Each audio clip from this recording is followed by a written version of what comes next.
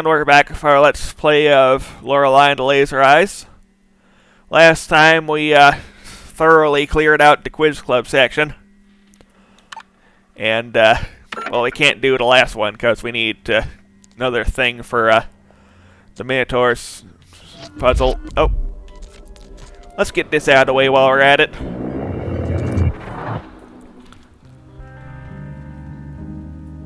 Room 9, the last one.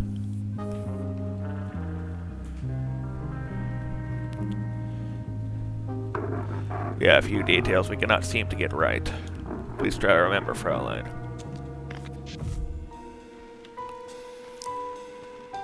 Man's got shades on, he's holding a gun. Got blood and or red paint on him. Woman's trying to open the door.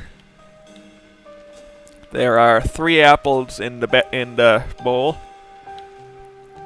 with a wine glass next to it, and chair. There are 1, 2, 3, 4, 5 red footprints.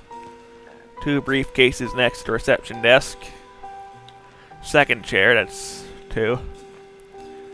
A fez and a pair of scissors on the hat rack for some reason. I get the fez, but why the scissors? Third briefcase with a key next to it. 4 more keys and 2 envelopes in the I suppose the key section, but I don't know. There's a book here, candelabras. I think we're good. Do you remember? Yes. Very well. How many suitcases were there in the scene? 3.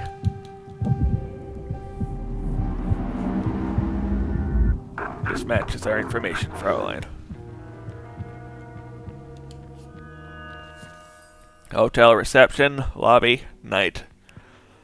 The woman hyperventilates. The bullet barely missed her head. She panics and makes her way out to the lobby. As she opens the door, the man standing there, he is wearing sunglasses. He lowers his smoking revolver. Signorina, thank God I can't see shit in these glasses. I thought we were someone else. One of them. That could have ended horribly. The man laughs. Anyway, you're glad to hear I have developed an entirely new philosophy for motion pictures. And yes, art in general. Glancing at the revolver. Yeah, art must be free from the tyranny of the beholder. We're releasing it back into space. We're putting on the greatest show that the world's ever seen, Signorina. Oh, and who are you calling? Was it the magician? Is he telling lies about me? No, I had to call my Aunt Cheese. Was it the Americans? No, I have to work. Oh, I'm keeping you. Let's walk and talk. The woman walks fast and the man strolls beside her. Everyone has a part to play in revolution. Rudy lacks artistic talent, so he'll be Minister of Defense. Do you agree, Signorina? Yeah, Minister of Defense. Signorina, please be serious. Rudy is a laboratory. He does not have the stomach for warfare. Woman tries to find a way out of the hotel, but the man blocks her way, like always running in front of her. Signorina, please be serious. We are under siege. The atomic bomb? Very beautiful, but instrumental. They use it politically. A cardinal sin. The woman hurries away. The man rushes after her, continuing the conversation. As you know, the maze is a weapon of mass destruction, an endless ride for fascists and critics. The bumper cars have been permanently closed because of a collision. Sabotage, Signorina! Sabotage! The man suddenly grabs the woman's arm. Who was on the phone? Was it Sydney? Did he tell you lies about my magic show? No, Forgive me, Signorina. Here I talk and talk. What I want to tell you is that I'm waiting for you upstairs. I look serious, so you might want to check. The woman studies his face in terror. She notices red stains on his cheek. He hurries away. The woman stands and listens as he runs away. She sneaks back to the main entrance. She pushes the door. It's locked. You panic. You run through the corridors, pulling handles of every door. They're all locked. You turn at every corner, checking all the windows, locked as well. You will run up and down the stairs and panic. You will find yourself in my room. I am not there. I haven't been there this entire time. I'm in the real 1963. Oh boy, we're getting meta with this. Save game. Check if I am in fact recording. Yes, we are. I know, I'm getting nerves. On the bright side, that's the last of those cretins. No, I don't want to do that. And, let's see.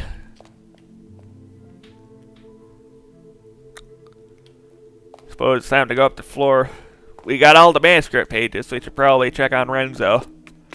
Or maybe his ghost, I don't know.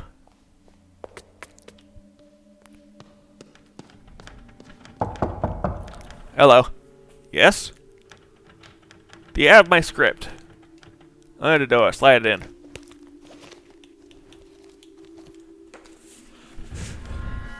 Thank you. Do you have more pages for me? That's perfect. Bring any more? Thank you, Signorina. Is that all? I cannot thank you enough, Signorina.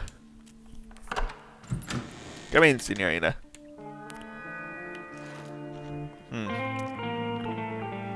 Good morning. Oh no. Oh dear, oh dear, oh dear.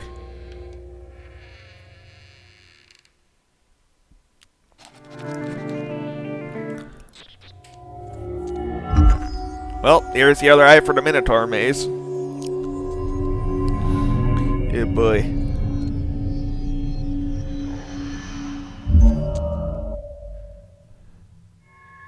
Right eye.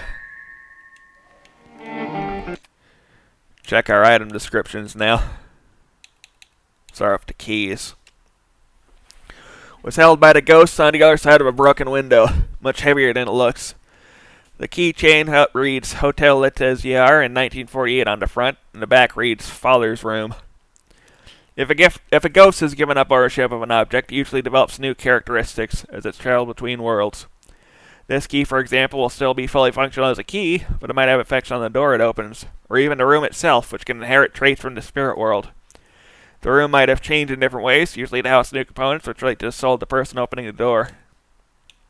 And this one is, help the ghost come here. Letizier, 1960. The Electric Room. 1957. The Room of Independence. 1953. The Creative Room. 1932. The Room of Birth. 1962. Room of First Contact. 1973. The Disappearing Room. 1982, the Indonesian Room. Inspect the right eye. Strangely made out its own way out of an eye socket and a skeleton in room 1963. A stone-like object with an unnatural cerise glow. Feels magnetic yet numb and electrical. Gives off a constant low-frequency noise, which has caused it to vibrate slightly. Judging from the stone's strange characteristics, yada yada yada. We read the description for the left eye pretty much identically. Shortcut door number 1. Let's check it out. Photographic memory. The last shortcut door. Puzzle number 1. I walked on floors of germanium. Before me were 3 crosses and 2 columns. A guard asked me for the code. I called Agatha's detective for a hint, but he had moved away to another country. The guard told me that if I was wise, I should count my teeth. Sounds like nonsense, does it? Well, they gave us the code several times this time. Germanium is element number 32. 3 crosses and 2 columns. XXXII, that's 32. Agatha Detective refers to Agatha Christie, Detective Hercule Poirot, who lives in Belgium. The area code is 32. And if the person doing this thought experiment was an adult or had decent health hygiene, the amount of teeth he has would be 32. So, 4? Damn. Guess I'm going with my second guess.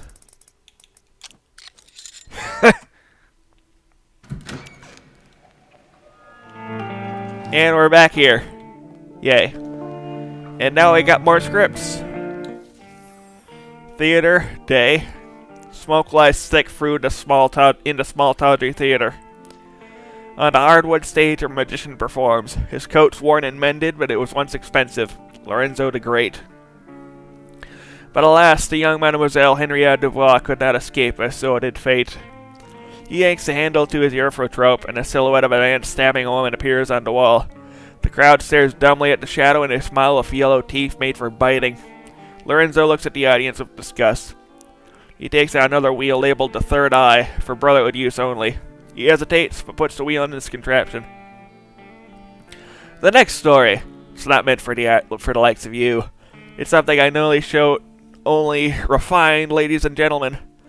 But I'll make an exception tonight. Those tired, ugly eyes of yours shall see something new. Lorenzo yanks the handle.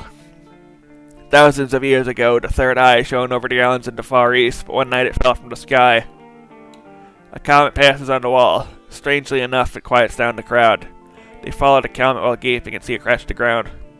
A human found it. When she held it, she saw the magic of this world. She had a vision, so she painted a creature in red ochre on the cave wall. Cave paintings show up all over the wall. The crowd's a bit confused by the effect.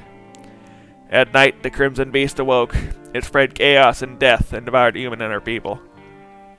A red monster appears. The crowd screams in horror as it attacks them. Some of them have had enough and flee the theater. Lorenzo slows down and the beast disappears. The story of the red creature became a legend, but the Third Eye lived on and appears in the most unlikely of places to this day. That's all for tonight. You have been a wonderful audience. Go away. The crowd mutters and leaves. One man, better dressed and cleaner than the rest, remains in his seat. He studies his Lorenzo with cold eyes. Brother Tertius. When Lorenzo discovers his presence, his pupils dilate from fear. Whoopsie doodle. Brotherhood Lounge, night. The room's dark, besides the many lit brass candelabras. Lorenzo stands with his hat in hand. 50 men in robes watch him from a long table. At the end of the table, a stern old man ponderously strokes his sideburns. Brother Septimus. A young brother opens a mahogany case and takes out an ornate revolver and a minotaur mask. He looks over at Brother Septimus, who nods to him. The young brother puts on the mask and aims the gun at Lorenzo's head. Play safe and never pass. Gamble to pass or perish. Truth above all. Risk my life, brother. How many were our first ancient brothers? 7. Correct. The seated brother raised their goblets and drank. What is the punishment for sharing our secrets with outsiders? Lorenzo grabs hold of the table and is about to faint. Death. Correct. Lorenzo closes his eyes, but death does not come. Under normal circumstances, you'd be dead now. I'm sorry, elder brother. I was not thinking. Weariness and perhaps a crisis of faith. Forgive me, brothers. Thankfully for you, these are not normal circumstances. The time is nigh, little brother. And like in the old, we shall send 7 brothers in search of what was lost. All brothers hold up 7 fingers. 6 brothers have already gone searching for Romans. You will be 7th, the disgraced one. For all you send me, elder brother. Augen Waldberg. There lives an artist in an old manor. The prophecy mentions a... Go and see, brother, if that which is lost is there. Lorenzo nods. The lady suffers from an eye condition that will be ultimately render blindness. A sad fate for a painter. Take these vermilion tears. What did they do, elder brother? Nothing at all. But you will use them pretending to cure the lady. That's your guise while you search the house for the Third Eye. Drama. Okay, paper number 3, I think. Exterior. Oh, interior, exterior. I get it. Augenwaldberg Manor, dusk. Hooves clop echoes through the dilapidated courtyard. Algae-covered statues silently await the arrival. A pale, sickly horse comes into view, pulling a wagon painted red in a distant past. Lorenzo walks beside the horse and leads it by its reins. Lorenzo ties the horse to an old oak. Be brave, Morse. You have nothing to fear. Lorenzo carefully approaches the front gate. He bangs a knocker. Lorenzo scans the dirty windows for any sign of life. Finally, the door creaks open, and instantly Lorenzo raises his top hat and takes a bow. A white rose appears from his hat. The miracle has arrived.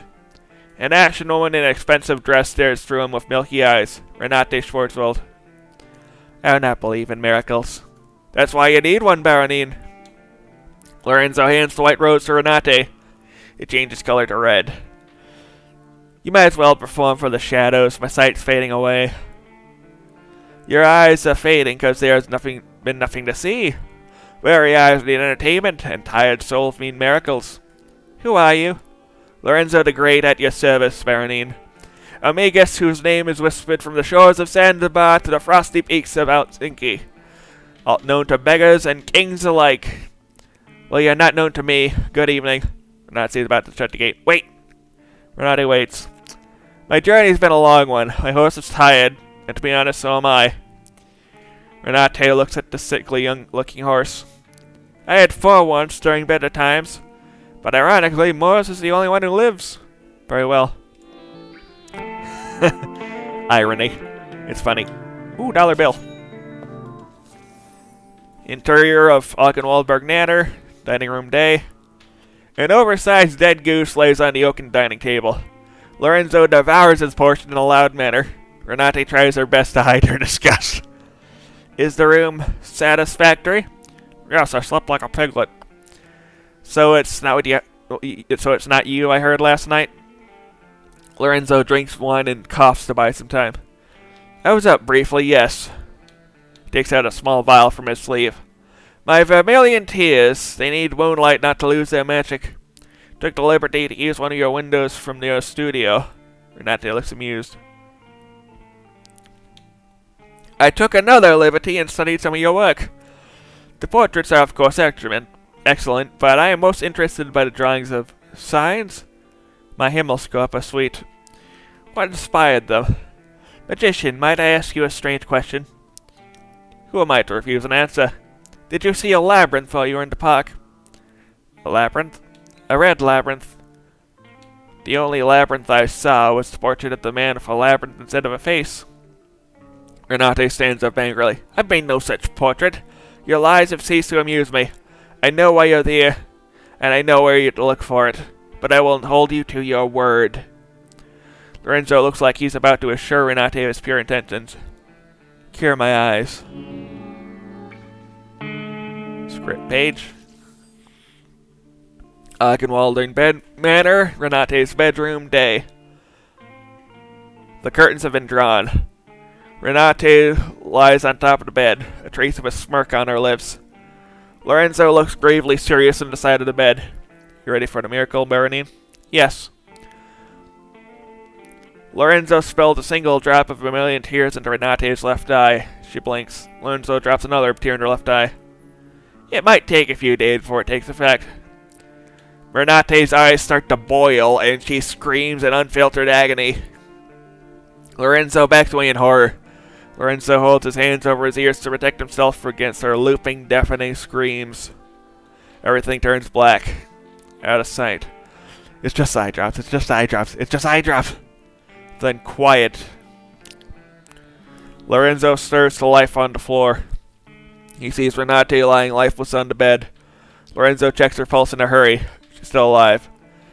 Apparently, he at some point put a bandage around her head. 2 red dots mark the eyes, giving Renate a disturbing appearance. Baronine, can you hear me? I can hear you, magician. They tell me you are not invited. Invited where? To the cabin. I followed the echoes of my screams. They were waiting for me. Who was waiting for you? Our ancient sisters and brothers in the Far East. They're sharing the secret with me, but they won't share it with you. The cavemen think you are an obsequious ignoramus who balters through existence. Baronine, you must rest now. The labyrinth, they drew it on the wall. Go and see by the window. They say I should defenestrate you, but we have an agreement. Lorenzo slowly trudges against the window. Moonlight shines on his weather-bitten face. He looks out the window. A giant garden labyrinth has appeared in the park. Do you see, magician? Yes. Do you see me in the labyrinth? Lorenzo squints. It's very dark. Yes, I see you. Do you see you?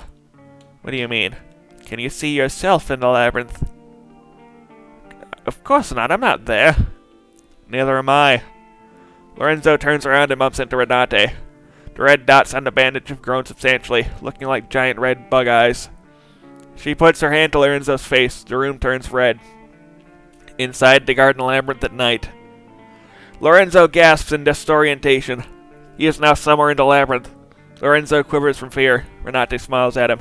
Her bandages are gone, and a pair of lovely hazel eyes look at Lorenzo with affection. This is the place from my childhood. I'm over there. Renate points behind Lorenzo. He turns his head to look. A girl wearing an owl mask watches him from behind. Owl girl. Very creative, aren't we, Lorenzo? She runs and disappears behind a corner. Renate takes Lorenzo's hand. Come. Together they run into the labyrinth. Renate seems to know her way, while Lorenzo is trying to make sense of the strange space. A red hue suddenly appears on their faces. It's the most beautiful thing they've ever seen. They smile with tears running down their cheeks. The light grows stronger, and the cosmos plays music just for them. The third eye, I take it. Last dollar bill, hooray! Okay, now I got the thing over here. Library day. Renate's hand moves frantically across the canvas. Let me check if I'm recording. Yeah, we're recording. I don't know. Lorenzo sits in an armchair by the window with his top hat on his knee, posing for a portrait. There's movement inside his top hat. I think it might have been a maze, not a labyrinth. Aren't they the same? Aren't they interchangeable? A labyrinth prolongs the path, while a maze is for getting lost, and we are lost. It's a big house. It can sometimes be disorienting. We have seen it. I think the price of admission might be an eye and a leg. Renzo leans forward and his hat falls on the floor. A red owl flutters out of the hat in front of Lorenzo. He stares at it in surprise. Oh, it's a very clever trick. The owl perches on top of a bookshelf. Half chance of reading. And when the third eye blinked, the red beast lay an egg within.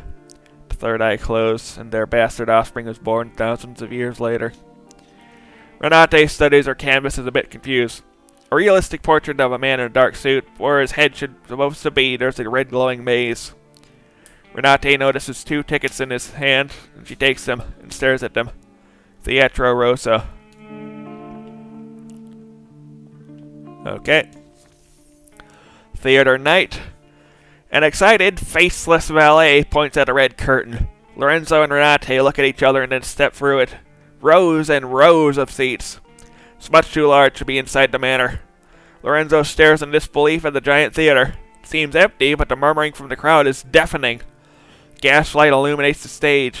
Someone clears his throat behind him, and a featureless usher points toward the first rows. Renate and Lorenzo silently descend the stairs toward their seats. A fanfare, the lights dim. A man dressed as Lorenzo, wearing a Lorenzo mask, rides a prop horse onto the stage. What is this? Lorenzo knocks on a door mid-stage, and an actress wearing a mask resembling Renate opens the door. Applause. The light intensifies on stage and blinds Lorenzo and Renate. On the stage, a comet hanging from wires passes. Renate and Lorenzo avert their eyes, and the comet's gone. The stage is empty. A lone, hesitant clap from somewhere further back. The actress playing Renate walks on stage. She holds her hands in front of her, blood flowing from her eyes. Please hold me. The actor playing Lorenzo steps on stage purposefully. Lorenzo and Renate watch their theater alter egos on stage in grim silence. Their hands join. Lorenzo drags a stylized prop window onto the stage. Renate wanders, sobbing blood. Lorenzo tries to place the window in front of Renate, making her fall out. The crowd howls with laughter as Lorenzo gets more frustrated every time Renate misses the window. Please hold me. Please hold me. Finally, Lorenzo has enough. He grabs Renate and shoves her a full force through the glass window and from the stage. Renate lands with a thud and a crack. Theater blood squirts in Lorenzo's face. Lorenzo forms a fist and rises. Enough! Lorenzo watches him silently. The whole theater boo. Let's go. But Renate is gone from her seat. In fact, she's nowhere to be found. Lorenzo looks around in panic, but it's like she vanished into thin air. The actress playing Renate comes back to life and is elevated by strings into the air. She bows and receives applause. The actress turns her head to Lorenzo and she takes off the Renate mask. Beneath it is a featureless face. To be gifted is to be infested. Ideas are tiny red eggs in your brain. To the microscope, they still look the same, the good and the bad. Oh, but look at the time. Lorenzo slowly walks off the stage, his footsteps echoing through the empty theater. He moves toward Lorenzo. Lorenzo turns to run, but his doppelganger catches up with him. The doppelganger removes the mask behind it. Mazed man, his head buzzing in an electrical manner. She is waiting for you. Here's an idea. Follow my daughter. The mazed man puts his hand over Lorenzo's eyes. The plot thickens. Ogenwalder Manor, corridor day. A disoriented Lorenzo finds himself in the hotel corridor. A phone rings somewhere. Further down the hall, he sees the owl girl. Where is she? The girl flaps her arms and hoots. Enough games! The owl girl disappears down a corner. Lorenzo stomps after. The owl girl waits for him at the end of the next corridor. Suddenly, a black Labrador runs up to him and barks. Lorenzo looks at the dog with surprise. His tag reads Rudy. Rudy lies down and plays dead on the rug. As he does, Rudy changes from black to white. Finally, the dog cramps and contorts into a cat. A payphone rings on the wall. Lorenzo lifts the receiver. Why are you answering the phone? Lorenzo remains silent. There are no phones in 1847, you cretino. Lorenzo grunts. Hang up the phone and go chase the owl girl, just like the script says. Lorenzo hangs up. He sees the owl girl with a limp cat in her hand. Lorenzo runs after her, corridor after corridor. Lorenzo runs fast with determination, but the owl girl is always around yet another corner. He never catches up with her. Lorenzo turns the corner. There is no owl girl, but a mirror. Lorenzo sees himself briefly, and behind him stands a man in sunglasses and a dark suit. Lorenzo regards the man in the mirror, but the mirror changes and Renate appears, levitating like a ghost. Stylish sunglasses obscure her eyes. I am waiting for you upstairs. I look serious, so you might want to go check. Renate vanishes from the mirror. Lorenzo is left with the image of himself, and he looks weary. He turns and goes. His footsteps echo through the empty manor. Enter of Ogenwaldberg Manor, staircase, second floor corridor, night. At the end of the dark hallway, Lorenzo sees a dark shape. Lorenzo very slowly approaches it. It's Renate with her back turned against him. Lorenzo stops. A long silence. You keep sending the wrong goose to the butcher. Baronine? Baronine? I think the Baronine would perhaps hear talk about her ascension. She can say something to the effect of, I have good news for you. We are not artists. We're not even art. When it comes down to it, we all just paint. Aren't you happy with this news, magician? Renate switches voices again, and he would say. Lorenzo keeps his silence in defiance. Why is this so hard for you? Why do you think of these things? This is unimportant. There are symbolic values and mere images, yes. But none of this matters, Signorina. If you read my manifesto, you would have known it was never meant for viewing. Lorenzo looks confused for a moment. Please, Baronine, let's leave this place. Every maze has a solution. Renate sighs heavily. You really understand nothing at all. But if you understood, you would never have played your part. Time for entertainment.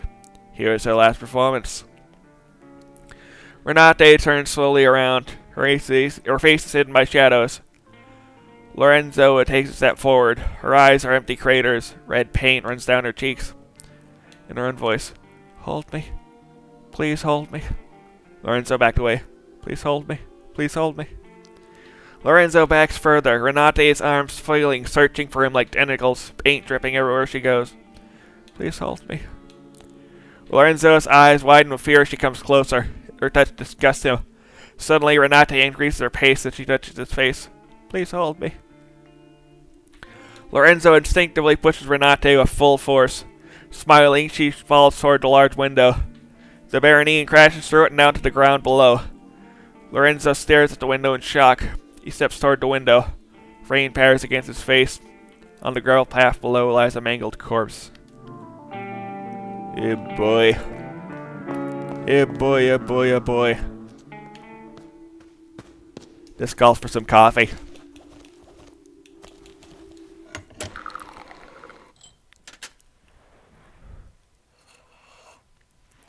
Oh yeah, that's much better. Much better. Let's go. Let's go talk to Mr. Deadman on the phone. See what in the God's green earth is happening.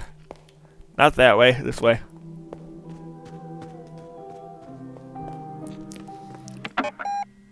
Not that button.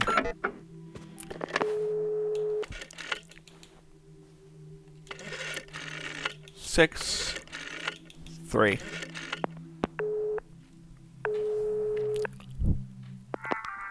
Pronto. Ciao. Do you have sweet music for my ears? There's a magic show. Brilliant, Signorina. I knew you'd believe in magic too. Who's the magician? Wait, are you the magician? Interesting thought, Bella. I guess you could say he is. But isn't he more like you than me? Was that all, Bella? There's a skeleton. I was not in there. What a delicious mystery you're cooking for us, Signorina.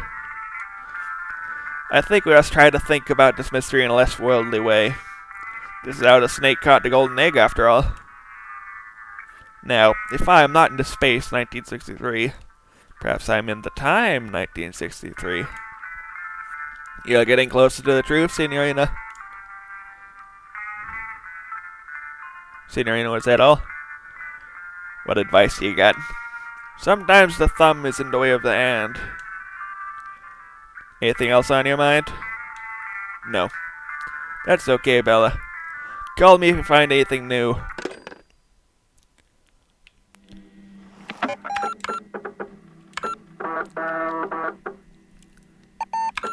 We'll be back next time.